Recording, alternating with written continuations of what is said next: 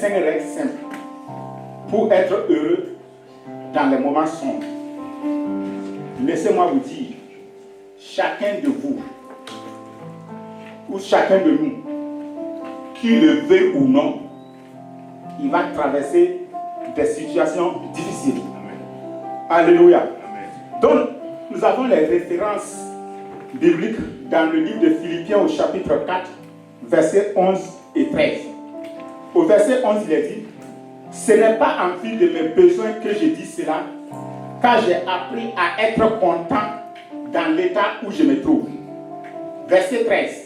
« Je puis tout par celui qui me fortifie. » Ce verset exprime la paix intérieure et la satisfaction même dans l'adversité. Notre deuxième verset, Ésaïe 41, verset 10. Il est dit quoi? Il dit, ne crains rien, car je suis avec toi. Ne promène pas tes regards inquiets, car je suis ton Dieu. Alléluia. C'est une promesse de sécurité et de paix, de la présence constance de Dieu avec vous. Alléluia. Le troisième verset, il dit quoi? Proverbe 4, verset 23. Il est dit, garde ton cœur plus que toute autre chose, car de lui jaillissent les sources de la vie. Donc tout vient de ton cœur. C'est de ton cœur que va venir la joie, c'est de ton cœur que va venir le trou dans ta vie. C'est pourquoi il recommande de garder ton cœur plus que toute autre chose, car de lui viennent les sources de la vie. Amen. En introduction, mon frère, ma soeur, la vie est faite de saisons. Oui, il y a des temps de joie, mais aussi des temps de larmes, des temps de preuve et des temps de solitude, et même des temps d'incompréhension. Tous ces temps-là, nous allons les traverser. Nous allons traverser ces temps. C'est pourquoi Ecclésiaste nous dit, dans Ecclésiaste 3, verset 1, il dit, il y a un temps pour toutes choses, un temps pour chaque chose sous les cieux. Amen. Mais j'ai une bonne nouvelle pour vous aujourd'hui. Même dans la nuit sombre, il est possible de vivre une joie véritable. Pas une joie fragile, au dépend des circonstances, mais une joie profonde qui vient de notre relation avec Dieu. Car Jésus a dit, je vous ai dit ces choses afin que ma joie soit à vous et que votre joie soit parfaite. Jésus parlait à ses disciples, il les avait donné une information qui les a troublés. Il dit non, si vous comprenez bien l'information que je vous ai donnée, ce n'est pas pour vous troubler, mais c'est pour que vous soyez préparés aux choses qui vont venir. Amen. Alors écoutez bien, le bonheur biblique ne se trouve pas dans l'absence des épreuves, mais dans la présence de Dieu au milieu de nos tempêtes. Voilà le secret. Nous allons, comme je l'ai dit au début, traverser des situations difficiles. Et ça tombe bien que nous sommes à la veille de la rentrée. Demain, beaucoup de gens vont reprendre. Mais dans vos lieux de travail, dans les écoles, dans les universités, partout où vous allez partir, vous allez certainement rencontrer des situations bien et des situations difficiles. Mais face à ces situations, ne permets pas que ces situations-là changent ton mode de vie.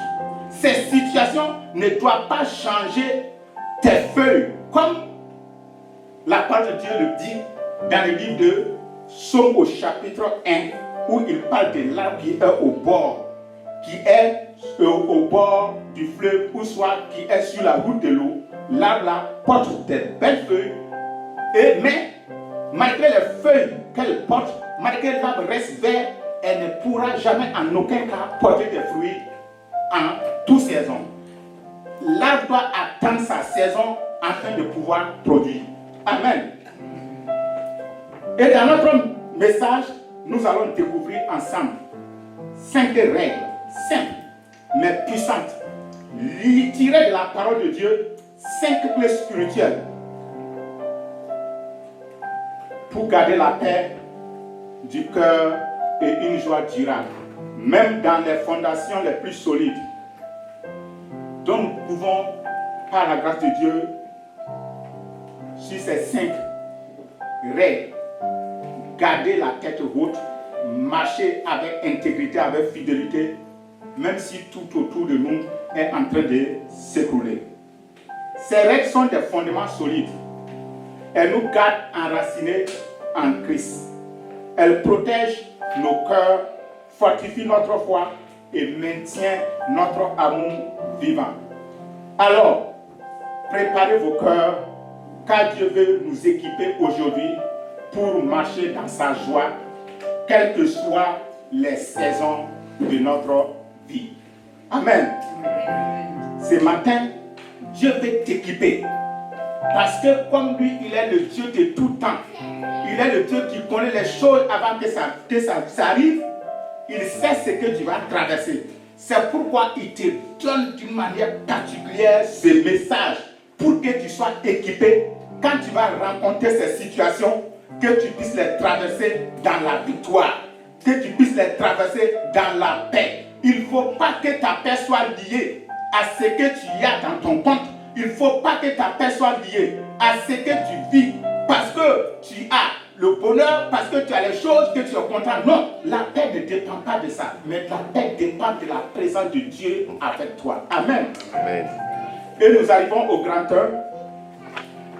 Au grand 1, il faut libérer ton cœur de la haine. Libérer ton cœur de la haine. Il faut savoir que la haine est un poison. C'est un sentiment qui pousse l'homme à souhaiter du mal à son prochain, à se jouir de ses malheurs et à nous nourrir d'un désir vengeance. Et dans un monde marqué par les blessures, les trahisons et les injustices, il est facile de laisser ce poison s'installer dans nos cœurs. Mais la parole de Dieu nous appelle à un chemin radicalement différent. Celui de l'amour, du pardon et de la paix intérieure. Tu ne haïras pas ton frère dans ton cœur. Lévitique au chapitre 19, verset 17. La question qu'on se pose maintenant. Comment donc je peux me débarrasser de la haine? Nous allons voir 6 petits points. Ces 6 petits points vont te permettre de te débarrasser de la haine. Premier point pour se débarrasser de la haine, reconnaître la gravité de la haine. La Bible ne banalise pas la haine. Elle le compare même à un maître spirituel. Donc ça veut dire quand je hais mon frère, la parole de Dieu me met dans le lot des sorciers, des sorcières. Quiconque a son frère est un meurtrier. Et vous savez qu'aucun meurtrier n'a la vie éternelle en lui. Dans 1 Jean au chapitre 3, verset 15. Un cœur rempli de haine devient un cœur vide de Dieu. La haine étouffe la vie spirituelle et ferme la porte à la véritable paix. Donc le premier point, il faut connaître la gravité de la haine. Le petit 2, pour se débarrasser de la haine, il faut choisir le pardon comme Christ a pardonné. Le pardon n'est pas une émotion, mais une décision. C'est une clé spirituelle qui libère l'âme des chaînes de l'amertume. Pardonnez-vous réciproquement, de même que Christ vous a pardonné, pardonnez-vous aussi. Colossiens au chapitre 3, verset 13. Pardonner, c'est imiter Dieu. C'est ouvrir notre cœur à sa paix. Donc, pour se débarrasser de la haine, en premier, nous avons vu, il faut connaître la gravité de la haine.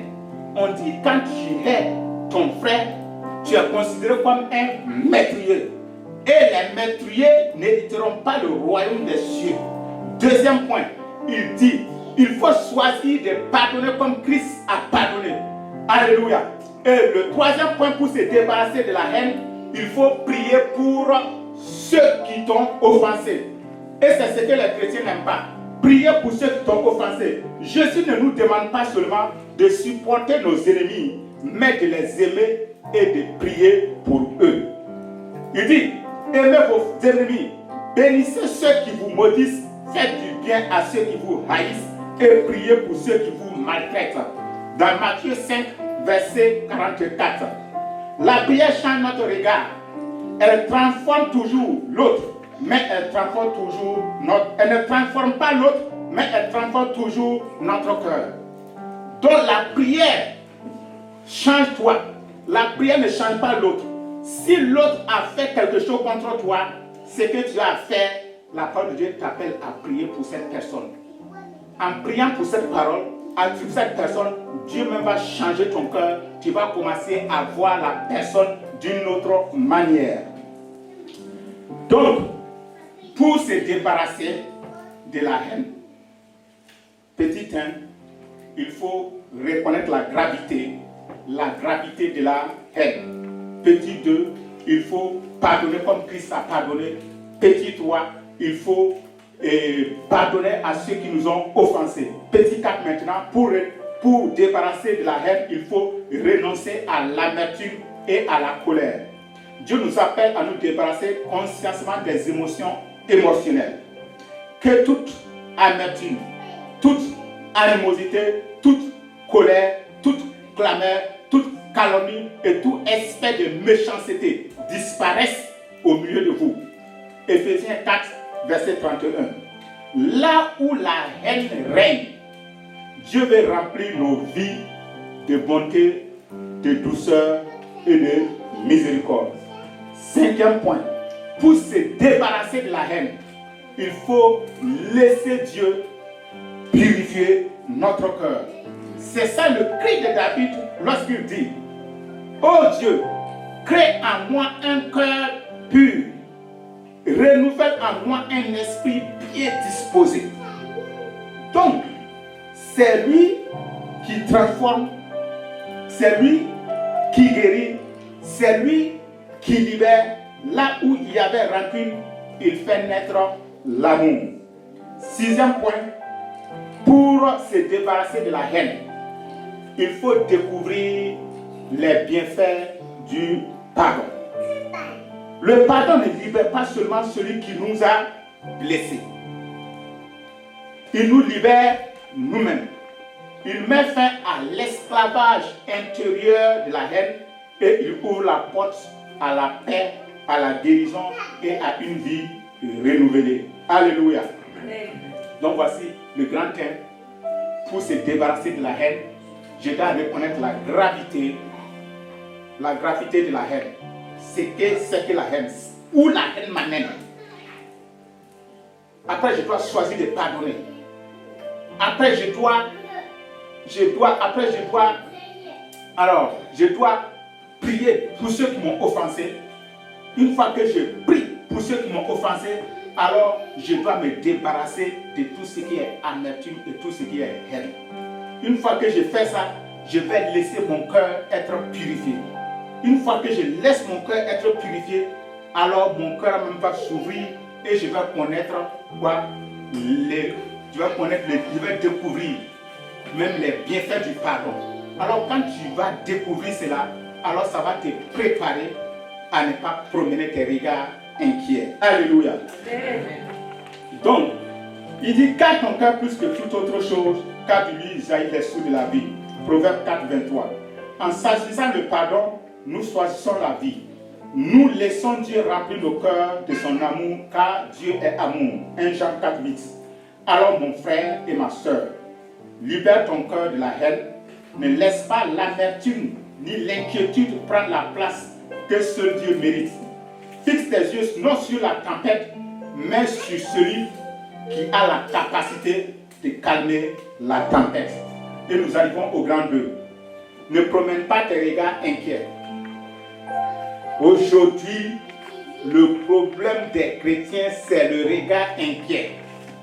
Quand la personne regarde, reçoit des factures bizarres, alors il est énervé contre tout le monde. Quand la personne traverse une situation, il n'est pas content. Mais qui vous a dit qu'on ne va pas recevoir ces choses?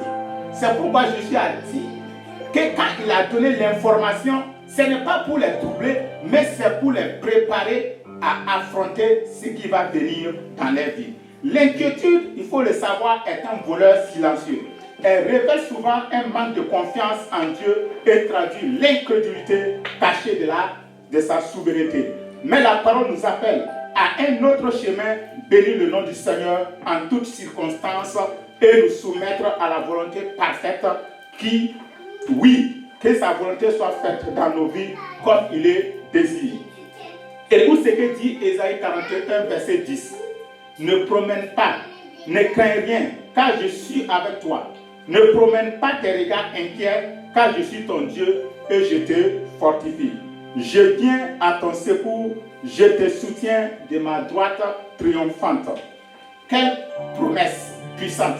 La présence fidèle de Dieu élimine toute raison de s'inquiéter. Là où l'inquiétude veut rayer, sa paix veut s'installer. Comment comprendre l'inquiétude selon la Bible? Dans les Écritures, l'inquiétude est décrite comme un obstacle à la foi. Et le mot grec mérimnao signifie avoir des esprits, avoir un esprit mélangé, un esprit dispersé. Lorsque nous avons un esprit dispersé, alors ça veut dire même les prières que nous allons faire ne vont pas être exaucées. Parce que quand tu t'approches de Dieu, tu dois avoir un esprit bien disposé, pas un esprit dispersé. Alors, Jésus lui-même nous exhorte, ne vous inquiétez pas, cherchez d'abord le royaume de Dieu. Dans Matthieu 6, versets 25 à 34. Comment alors je peux surmonter l'inquiétude? Premier point, pour surmonter l'inquiétude, il faut présenter nos préoccupations, ou soit tes préoccupations, à Dieu par la prière. Alors, quand tu traverses des situations difficiles, tu dois présenter cela à Dieu dans la prière. Ce n'est pas d'abord ton frère, ce n'est pas d'abord le serviteur, non, il faut les présenter à Dieu.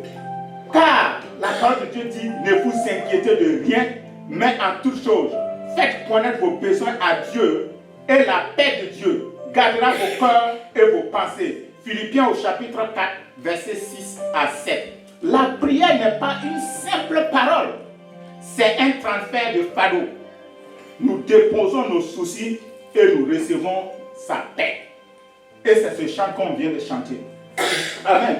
Donc prier pour tes situations, c'est déposer mes fardeaux au pied de la croix. C'est déposer, c'est un transfert. Ça veut dire que tu déposes tes soucis, tu déposes ton problème au pied de la croix et tu prends ce que Dieu t'a donné et tu portes. Alléluia.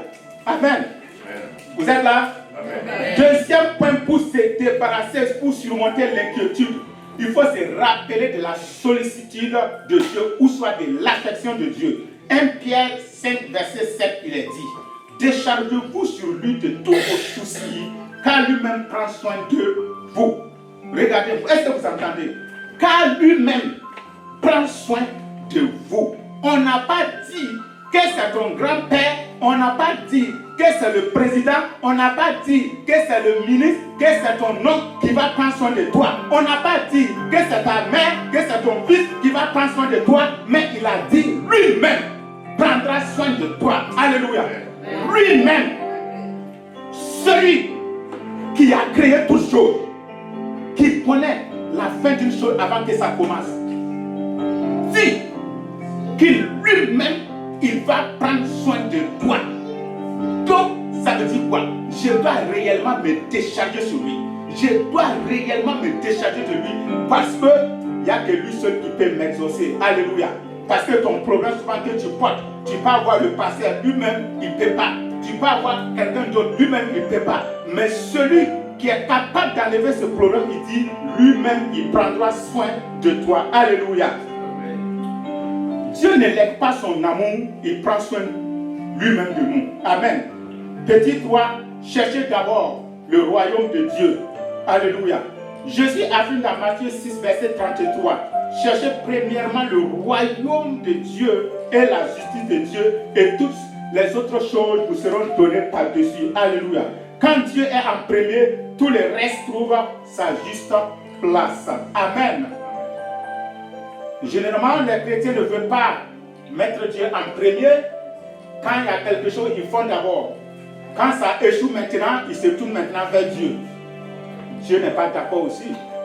Alors, avant de faire tout ce que tu veux faire dans la vie, il faut le présenter à Dieu. Dieu va donner son approbation, son OK, et tu vas le faire, tu vas voir que ça va réussir. C'est pourquoi il y a beaucoup de gens qui, quand il y avait un contrat qui a été donné, je parle d'un entrepreneur chrétien, quand le contrat a été donné, il y avait beaucoup de milliards derrière. Il dit, si tu fais ça, tu as 10 milliards. Je prends un exemple. Et quand lui a vu ça, il voulait sauter dessus. Mais quand il a prié, Dieu a dit non, il ne faut pas aller. Parce que les problèmes qui sont derrière, dans les 10 milliards, tu n'auras rien. Tu vois? Et Dieu va l'autoriser à prendre un marché qui semble, où il n'y a pas vraiment beaucoup d'argent, mais c'est là même, c'est ce qui va le propulser. Alléluia. C'est pourquoi on a besoin d'être attentif quand Dieu nous parle. Alléluia. Que le Seigneur nous bénisse. Amen. Quand tes yeux reposent sur la paix de Dieu, ton cœur prend la simplicité. Et une vie simple centrée sur Dieu devient un fardeau léger à porter. Ne promène plus donc tes regards inquiets, fixe-les sur le Seigneur et tu verras sa main te soutenir. Et nous arrivons au grand 3. Mener une vie simple. Donc en grand 1, nous avons vu quoi? Nous avons vu se débarrasser, se libérer de la haine. Grand 2, ne promène pas tes regards inquiets. Et grand 3, mener une vie simple. Comment est-ce que je vais mener une vie simple? Vivre simplement selon la Bible, ce n'est pas vivre dans la pauvreté. C'est vivre librement, c'est choisir le contentement, c'est détacher du superflu et c'est placer toute notre confiance en Dieu pour nos besoins quotidiens. Quelques principes bibliques pour embrasser une vie simple. Pour embrasser une vie simple, il faut se contenter de ce qu'on a. Amen. Paul dit, j'ai appris à être content. Philippiens 4, verset 11. Apprenons à dire, Seigneur, ce que tu me donnes aujourd'hui me suffit. Le contentement calme le cœur et libère l'esprit. Deuxième point, pour embrasser une vie simple, il faut se détacher des biens matériels. Vendez ce que vous possédez, faites-vous un trésor inépuisable dans les cieux. Luc 12, verset 33. Jésus ne nous appelle pas à la misère, mais à la liberté. Le problème n'est pas la richesse, mais l'attachement. La vraie question est, possédons-nous nos biens ou bien ce sont nos biens qui nous possèdent? À vous de répondre. Petit 3, pour embrasser une vie simple, je dois chercher d'abord le royaume des cieux. Alléluia, le royaume de Dieu. Cherchez premièrement le royaume de Dieu et sa justice. Matthieu 6, 33. Quand Dieu est à la première place, tout le reste se met en ordre. La paix, la provision, la direction et tout découle d'un cœur tourné vers le ciel. Petit 4. Pour embrasser une vie simple, il faut refuser tout. Il faut refuser la convoitise et l'excès. Ne vous livrez pas à l'amour de l'argent. Hébreux 13, verset 5. L'amour de l'argent est un piège. Il faut croire que notre valeur, il nous fait croire que notre valeur dépend de ce que nous possédons. Mais Dieu nous dit, tu es précieux à mes yeux, je t'aime. Ésaïe 43, verset 4. Donc, Dieu dit que tu as de la valeur à ses yeux.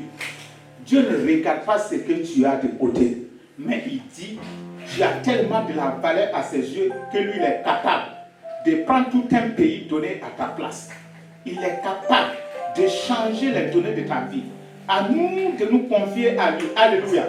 Cinquième point pour embrasser une vie simple.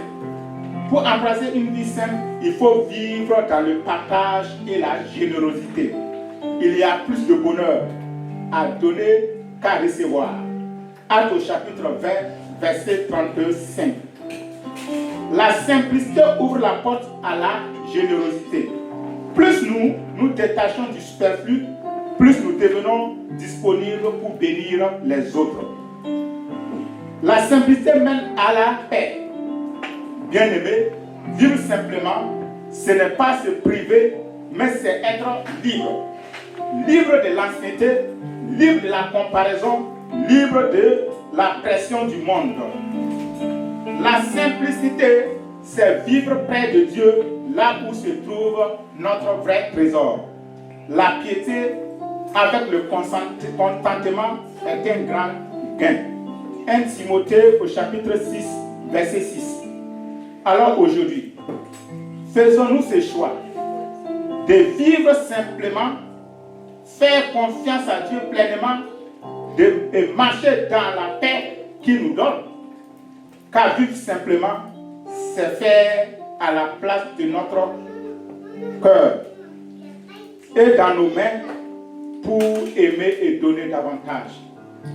Je répète, car vivre simplement, c'est faire de la place dans mon cœur et la place dans mes mains pour que je puisse aimer et donner davantage.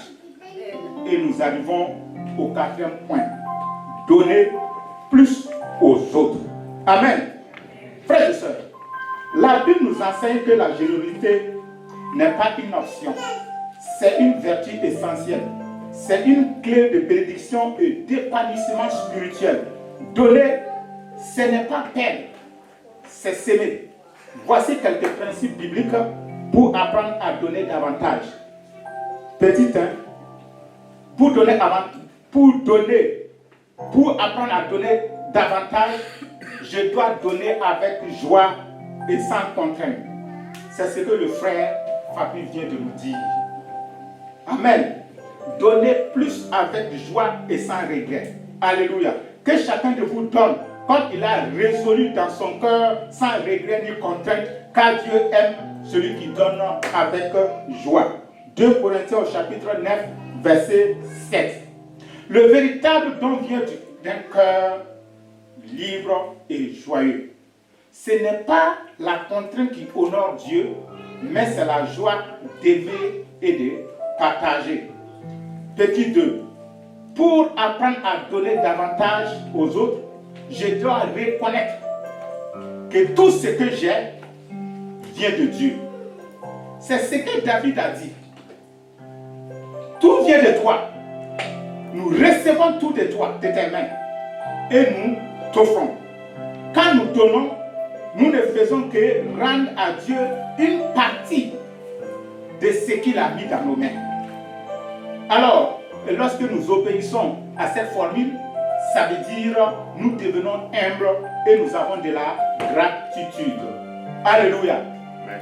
Vous êtes présents ce matin? Amen. Amen, amen. Amen. Donc, 3e point, pour apprendre à donner davantage aux autres, il faut comprendre les bienfaits du don. La parole est claire. L'âme généreuse sera comblée. Et celui qui arrose sera lui-même arrosé. Proverbe 11, verset 25. Donner procure des bénédictions tant aux donateurs qu'aux bénéficiaires. Petit 4. Pour apprendre à donner davantage aux autres, je dois suivre l'exemple de Christ. Jésus lui-même a dit, il y a plus de bonheur à donner qu'à recevoir. Dans Actes 20, verset 35. Le don désintéressé est au cœur de l'évangile. Suivre Christ, c'est aimer, et aimer, c'est donner. C'est des choses qu'on ne peut pas séparer. 5e point, pour apprendre à donner davantage aux autres, donner sans ostentation ou donner sans fanfaronnade, donner sans des caméras. Aujourd'hui, qu'est-ce qu'on fait? Quand on veut faire un don, on amène la télévision qui filme. Ça veut dire, ça ne compte pas. Ça ne compte pas. On dit tu dois donner sans fanfaronnade, sans ostentation. Ça veut dire, je suis dit, c'est que ta main droite est en train de donner, fais tout pour que ta main gauche ne le sache pas. Matthieu 6, verset 3. La vraie générosité ne cherche pas les applaudissements des hommes. Elle cherche uniquement l'approbation de Dieu. Amen. Elle cherche l'approbation de Dieu. Elle cherche l'approbation de Dieu. Alléluia. La bénédiction d'un cœur généreux, bien aimé, donner davantage, ce n'est pas seulement offrir de l'argent ou des biens, c'est offrir notre temps, notre écoute, notre amour, notre compassion, c'est refléter le cœur même de Dieu. Lorsque nous apprenons à donner plus, nous cessons d'attendre des hommes et nous découvrons avec joie, avec la joie de recevoir directement de Dieu. Amen. Donc lorsque nous apprenons à donner plus aux autres, nous cessons d'attendre des hommes. Il faut cesser d'attendre des hommes et tu vas découvrir la joie de recevoir directement. Qu'est-ce qui décourage souvent les hommes? Qu'est-ce qui décourage souvent les chrétiens? Il dit, j'ai fait beaucoup de dons dans l'église, j'ai fait beaucoup de dons dans l'église, j'ai fait telle chose, mais ils n'ont même pas reconnaissant. C'est ça. Il faut éviter cela. Ce que tu as fait, c'est entre toi et ton Dieu. Ce n'est pas entre toi et un pasteur ou soit un homme de Dieu. C'est entre toi et ton Dieu. S'il veut, il n'a qu'à faire ce qu'il veut avec l'argent. Ce n'est pas ton problème. Toi, tu as obéi. Toi, tu as obéi. Sois intègre et fais ce que Dieu t'a dit. C'est pourquoi il dit attendre moins des autres. Attendre moins des autres. Alléluia. Donc, point 5, attendre moins des autres. Beaucoup de nos frustrations viennent de nos attentes. Nous attendons trop souvent des autres, trop de circonstances et parfois même des choses que Dieu n'a même pas promises. Souvent même il y a des choses que Dieu ne nous a pas promises, mais nous attendons que cela vienne se réaliser dans notre vie.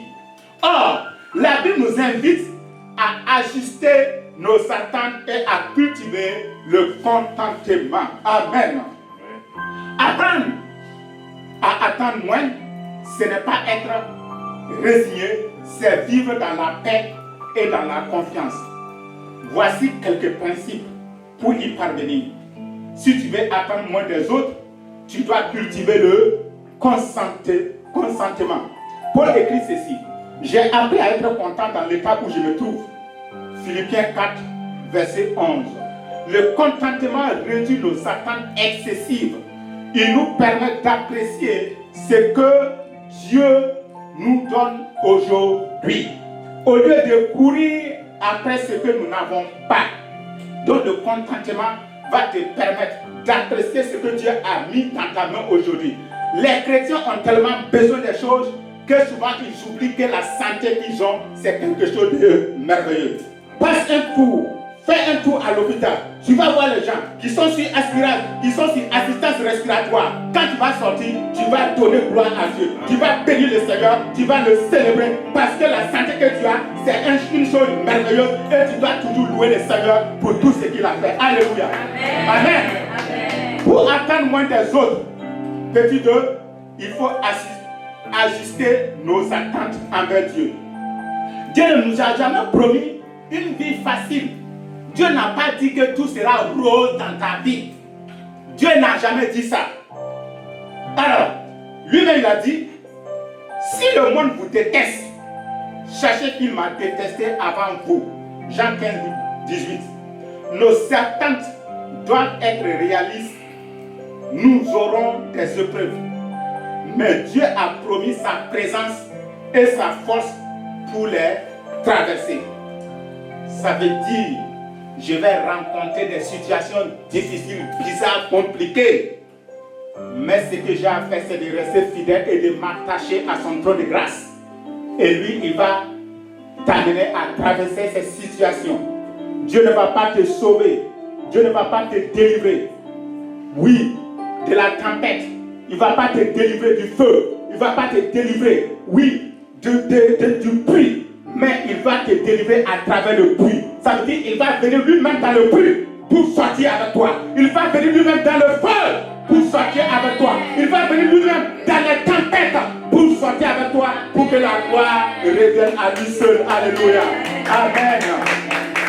Amen. Petit 3, évitez la comparaison avec les autres. On aime beaucoup se comparer. Pierre s'est inquiété du destin d'un autre disciple et Jésus lui a répondu, que t'importe, toi, suis-moi.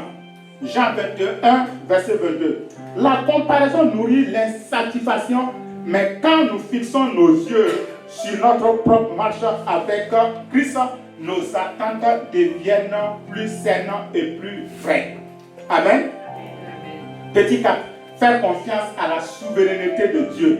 Tout à l'heure, la sœur a chanté la souveraineté de Dieu. Dieu est souverain. Et Paul nous déclare ceci. Nous savons que toutes choses concourent au bien de ceux qui aiment Dieu. Alléluia. Quand nous croyons que Dieu dirige chaque détail de notre vie, nous pouvons lâcher prise. Nos attentes se transformeront en confiance. Amen. Donc Dieu dit, je suis au courant de vous.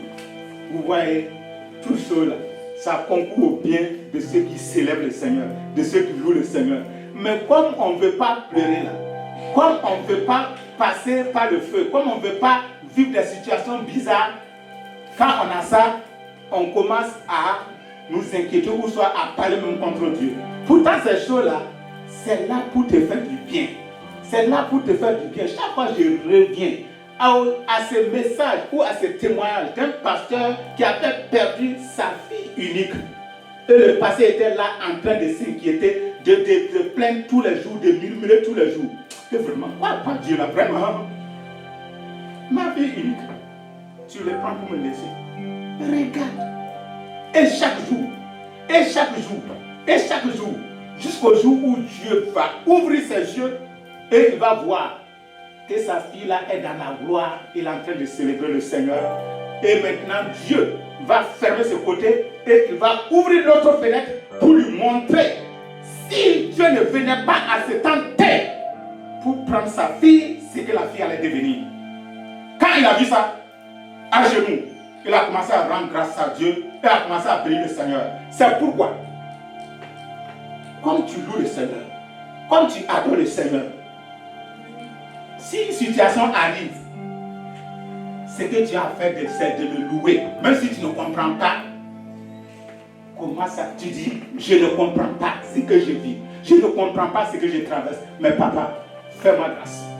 Mais ne sors pas une parole qui va te condamner. Ne sors pas une parole qui va te détruire. Alléluia. Amen. Amen. Alors, point 5, c'est concentrer sur les promesses de Dieu. Dieu nous a tellement fait des promesses. Dieu n'a pas promis de tout nous donner, mais il a promis de ne jamais nous abandonner. Je ne te délaisserai point et je ne t'abandonnerai point. Hébreux 13:5. S'appuyer sur les promesses solides plutôt que sur nos attentes fragiles, Dieu nous garde dans la paix. Donc, vous voyez, Dieu n'a pas promis. Il y a des choses que Dieu ne nous a pas promis. Il n'a pas promis de tout nous donner. Parce que quel est ce Père qui est insensé? Ton fils qui n'a pas encore adulte, qui demande peut-être une moto, et tu sais que s'il a ça, il ne va même pas rentrer à la maison. Ou soit ton fils qui est bébé là, ton enfant qui est bébé, tu prends un couteau, tu le donnes. Nous sommes des hommes. On n'accepte même pas faire des trucs comme ça. Et voici le merveilleux Dieu qui connaît toutes choses, qui t'aime. Il va te donner quelque chose qui va te nuire. S'il sait que ça va te nuire, il ne va pas te donner. Même si tu veux la coupe pleurer du sang, Dieu ne va pas te donner ça. Amen. Parce qu'il t'aime. Alléluia. Moins attendre, faire confiance. Bien aimé, attendre moins ne veut pas dire moins, mais vivre mieux. Cela signifie attendre moins des autres, plus recevoir de Dieu. Attendre moins compter sur les circonstances. Il faut plus s'appuyer sur les promesses. Moins se comparer, plus se concentrer sur Christ. Et quand nos attentes s'allient sur la parole, nos cœurs trouvent enfin la paix et la vraie satisfaction. Alléluia. Vous voyez, pourquoi un jour Jésus a dit, aimez vos ennemis, priez pour ceux qui vous persécutent. Vous croyez que Jésus, en disant ça, c'est parce qu'il ne nous aime pas? Non. Jésus t'aime. Et il t'aime beaucoup. Tu vois ton frère là, qui t'a fait du mal. Ce n'est pas vraiment lui qui t'a fait du mal. C'est pourquoi il dit qu'il faut prier pour lui.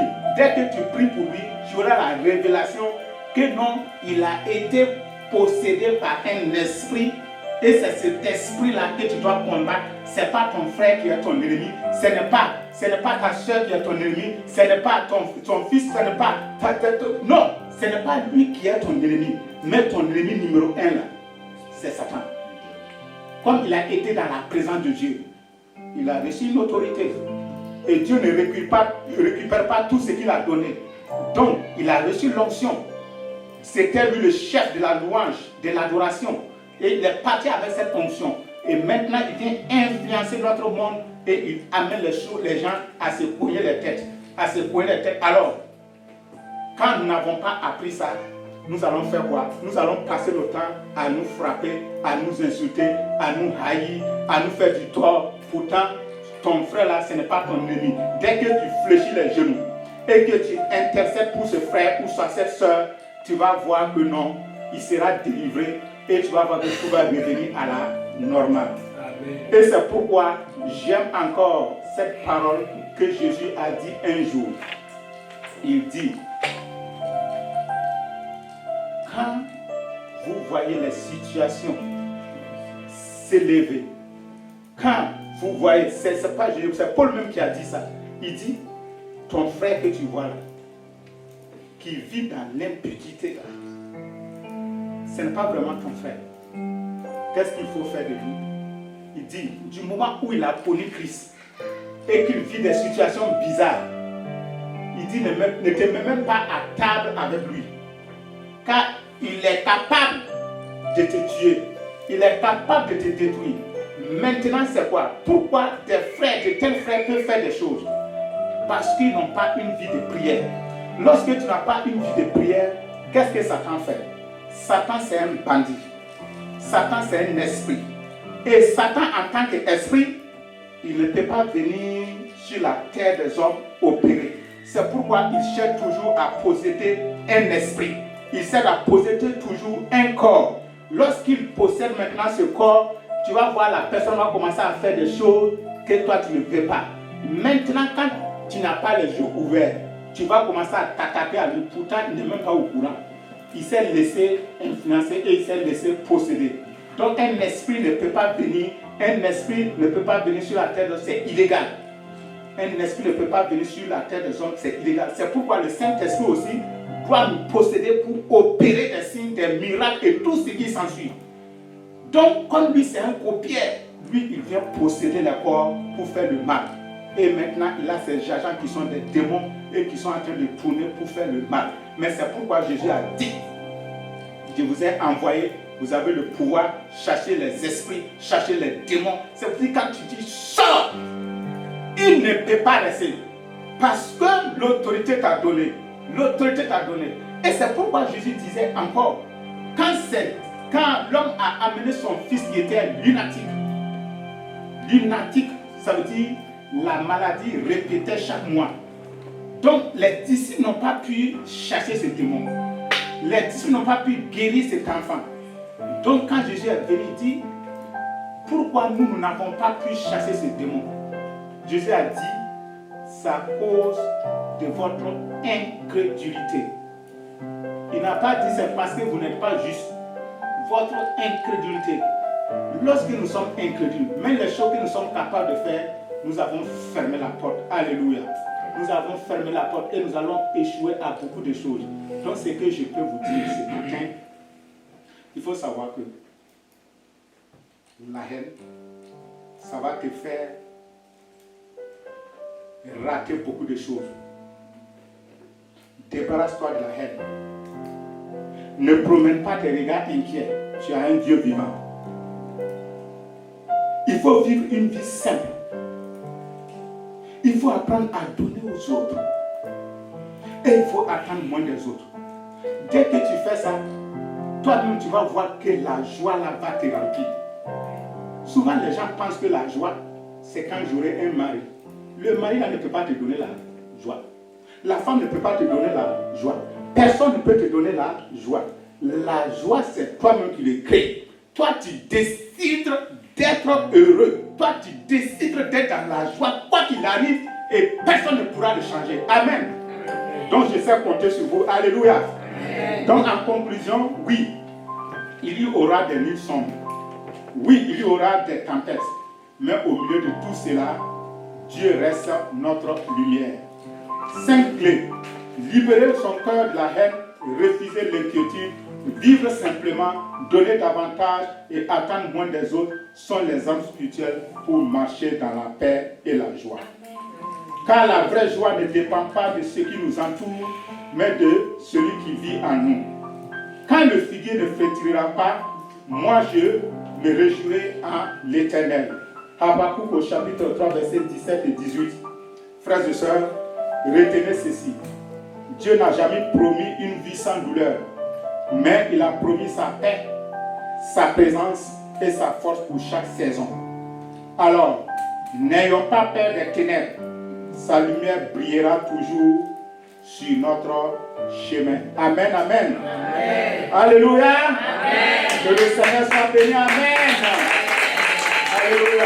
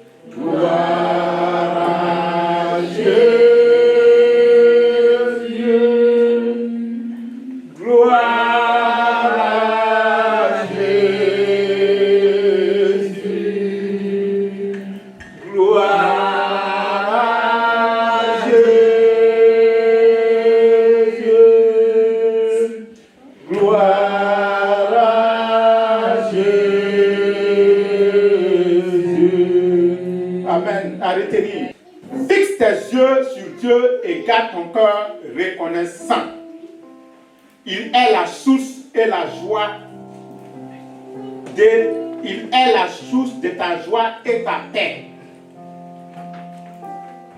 2. Reste connecté et prends soin de toi. La communion, la prière et la louange fortifient ton âme. 3.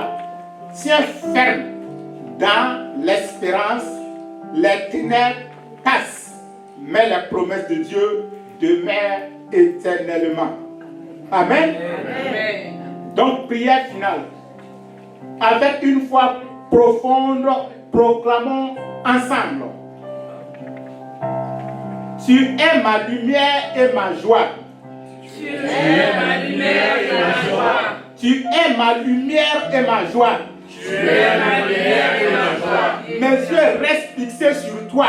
Mes yeux restent fixés sur toi. Et mon cœur demeure reconnaissant. Et mon cœur demeure reconnaissant. Petit 2. Tu es ma force et ma paix. Tu es ma force et ma paix. Dans la communion, la prière. Dans la communion, la prière. Et la louange. Et la louange. Tu es ma force et ma paix. Tu es ma force et ma paix. Dans la communion, la prière et la louange. Dans la communion, la prière et la louange. Je trouve le repos et le courage. Je trouve le repos et le courage. Je trouve le repos et le courage. Je trouve le repos et le courage. 3. Tu es mon espérance éternelle. Tu es mon espérance éternelle. Les ténèbres passent. Les ténèbres passent. Mais tes promesses demeurent toujours. Mais tes promesses demeurent toujours. Au nom de Jésus-Christ. Au nom de Jésus-Christ. Amen. Amen. Amen. Amen. Alors, on va élever nos voix pour bénir le Seigneur.